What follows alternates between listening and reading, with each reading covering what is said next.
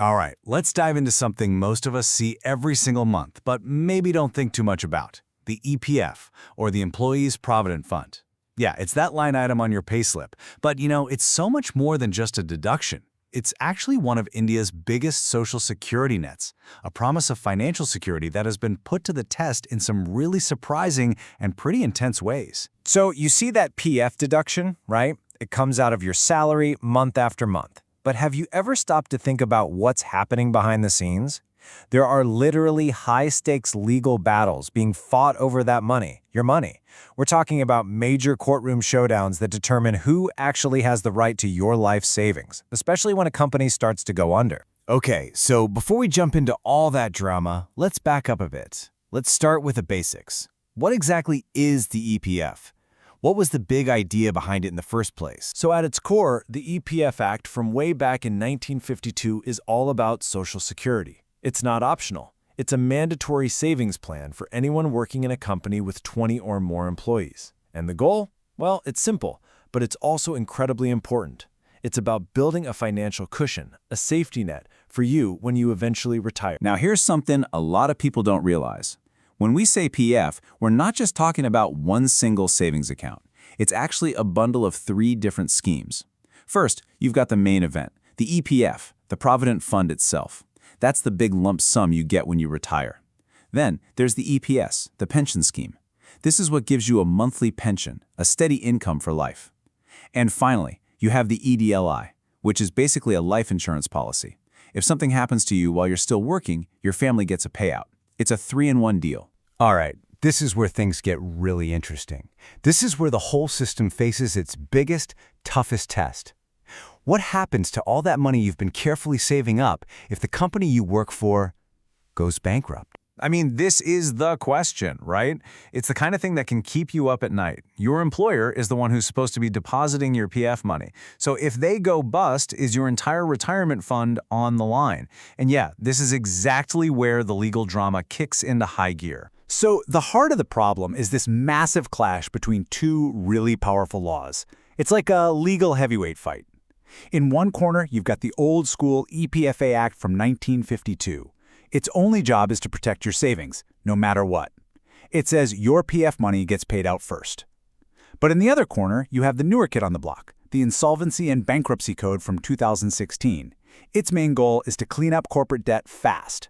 It creates what's called a waterfall, basically a pecking order for who gets paid, and usually the big lenders are at the top. So who wins? Well, thankfully, and this is a big relief, the legal system has come down with a pretty clear answer. And spoiler alert, it's good news for employees. Let's break down exactly how the law steps in to protect your savings. The answer really comes from a super important ruling by what's called the NCLAT, the National Company Law Appellate Tribunal. The courts have said this again and again. Your Provident Fund money is not considered an asset of the company. That's the key. Think of it like a legal firewall. It builds a protective wall around your savings. So here's the bottom line, the most crucial thing to understand. That money, both your part and your employer's contribution, is held in trust. Your company is just the caretaker, holding it for the EPFO.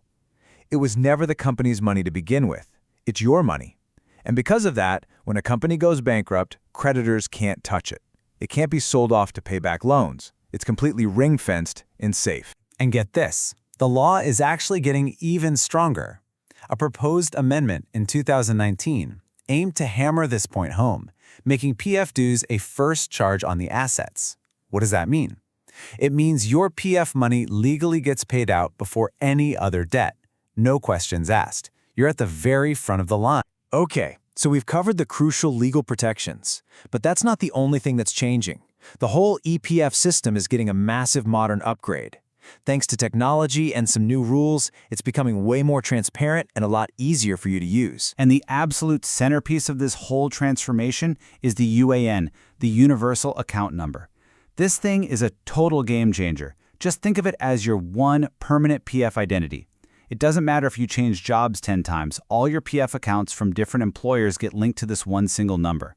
It makes keeping track of your money so much easier. And because of the UAN, things like filing a claim are now incredibly simple. Seriously, the days of chasing your old boss for a signature are over. Now, as long as your KYC details are up to date, you just log into the portal, select the kind of claim you want to make, get an OTP on your phone, and that's it. You submit it online, you're in complete control. And the modernization train isn't stopping there. There are more reforms on the table. We're talking about giving you the choice to join the national pension system instead. They're also trying to finally create a clear-cut definition of wages, so there's no more confusion on contributions. And they're looking to make the system smarter, allowing small mistakes to be fixed with a penalty instead of a long court case. It's all about making the system work better for everyone. So all of this brings us to the future, right? With all these legal changes and tech upgrades, what does retirement saving in India look like from here on out? It's definitely a new world, one filled with more choices, but also some new challenges to think about. Perhaps the biggest potential change on the horizon is giving you a direct choice. Stick with the traditional EPF or switch to the National Pension System, the NPS. So what's the real difference between the two? Okay, let's break it down. The EPF, as we've been saying, is all about safety and predictability. You get a fixed interest rate that the government declares. It's the slow and steady wins the race option. The NPS, on the other hand, is tied to the market. Your money gets invested in stocks and bonds, and your returns depend on how well those funds perform. So, you have the potential for much higher returns, but it also comes with more risk.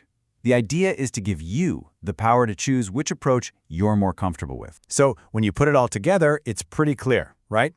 Your EPF is way more than just a savings account. It's a right that's protected by law, and it's a system that's actively evolving. And that leaves us with the big, final question. As India's economy and the way we work continues to change so fast, how will our social security systems, like the EPF, keep adapting? How will they continue to keep that fundamental promise of a secure future for you?